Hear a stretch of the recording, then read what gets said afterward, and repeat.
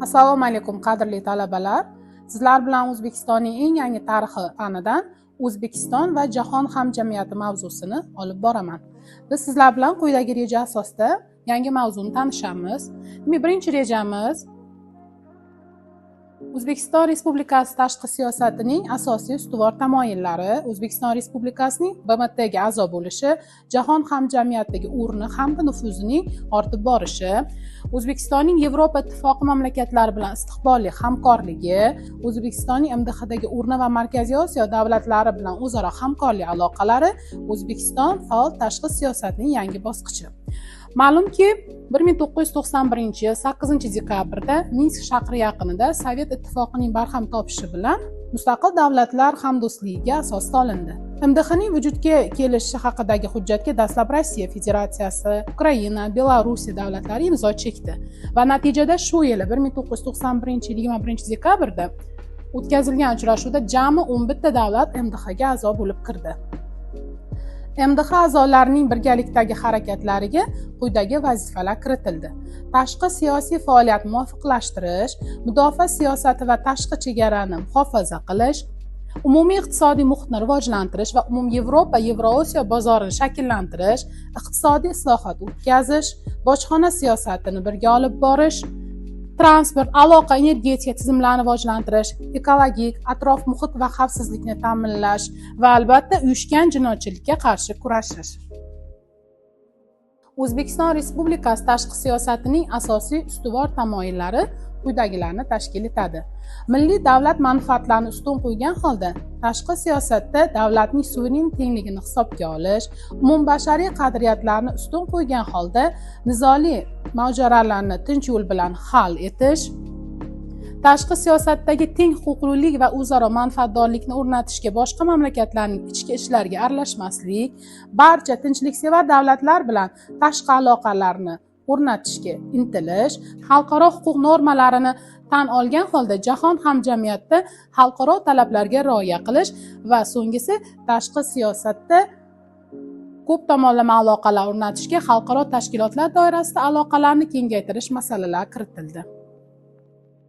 Mamlakatimizni jahon xalqlari tinchligi va xavfsizligini mustahkamlashga qaratilgan tinchliksevar tashqi siyosati uning jahon miqyosida mustaqil davlat sifatida tezda tan olinishini ta'minlaydi. 1991-yil dekabrdan 1992-yil iyul oyigacha bo'lgan davr ichida respublikamizni 111 davlat, 2015-yilga qadar esa O'zbekiston mustaqilligini 180 dan ortiq davlat tan oldi.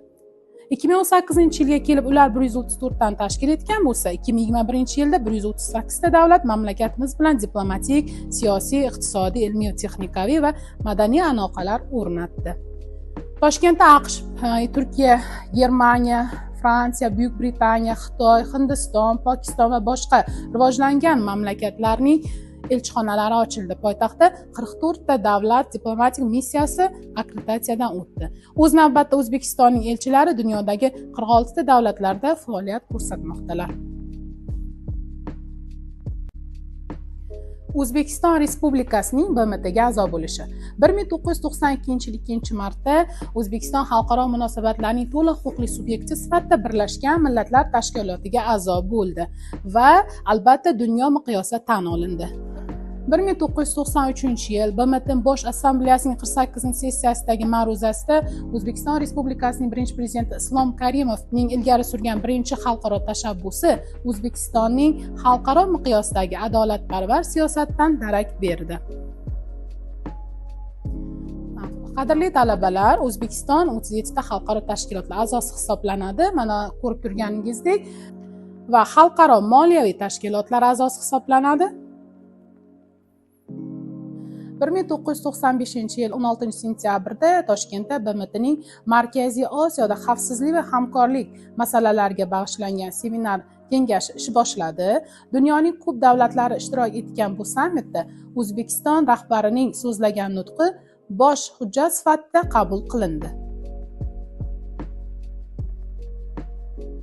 2017-yilda Shavkat Mirziyoyevning ilk bor O'zbekiston Respublikasi prezidenti sifatida BMT Bosh Assambleyasining 72-sessiyasida nutq so'zladi. Mazkur nutq O'zbekistondagi islohotlar, demokratiya, inson huquqlari, xalqaro xavfsizlik, mintaqaviy hamkorlik, ekologiya va umuman 2017-2021 yillarda O'zbekiston Respublikasini rivojlantirishning 5 ta ustuvor yo'nalishi bo'yicha harakatlar strategiyasini amalga oshirish masalalarini qamrab oldi va BMTning barqaror rivojlanish masalalari bilan hamohang bo'ldi.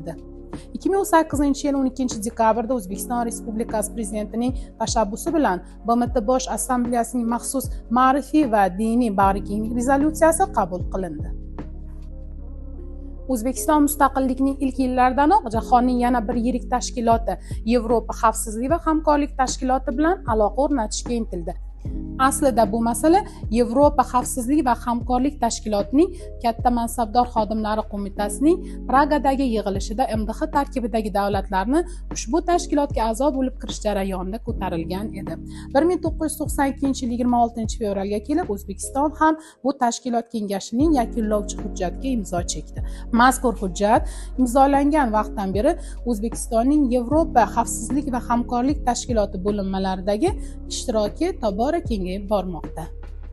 So'nggi yillarda jamiyat hayotining barcha sohalarida olib borilayotgan tub o'zgarishlar jarayonida respublika tashqi siyosatida ham qator o'zgarishlar amalga oshirildi. O'zbekistonning AQSh, Rossiya Federatsiyasi, Xitoy Xalq Respublikasi, Hindiston, Yaponiya, Germaniya, Italiya, Buyuk Britaniya, Turkiya, Koreya respublikalari kabi rivojlangan mamlakatlar bilan aloqalari yanada kengayib, bu davlatlar bilan o'zaro manfaatli hamkorlik bir-birining ishiga aralashmaslik, xalqaro huquq normalarida belgilangan qoidalarga va tamoyillarga asoslanadi. Xulosa qilib aytganda, xalqaro miqyosda yangi qiyofaga ega bo'lgan O'zbekiston paydo bo'ldi. O'zbekiston rahbari dunyoda yangi formatsiyadagi va katta obro' qozongan arbob sifatida tan olindi. Qo'shni davlatlar bilan do'stona va o'zaro ishonch ruhidagi munosabatlar rivoj topdi. O'zbekistonning yangi mazmunga ega bo'lgan tashqi siyosiy faoliyat asoslari shakllandi. Bu esa mintaqamizda tinchlik va barqarorlik, samarali hamkorlikning asosiy garovidir. E'tiborlaringiz uchun rahmat, sog' bo'linglar.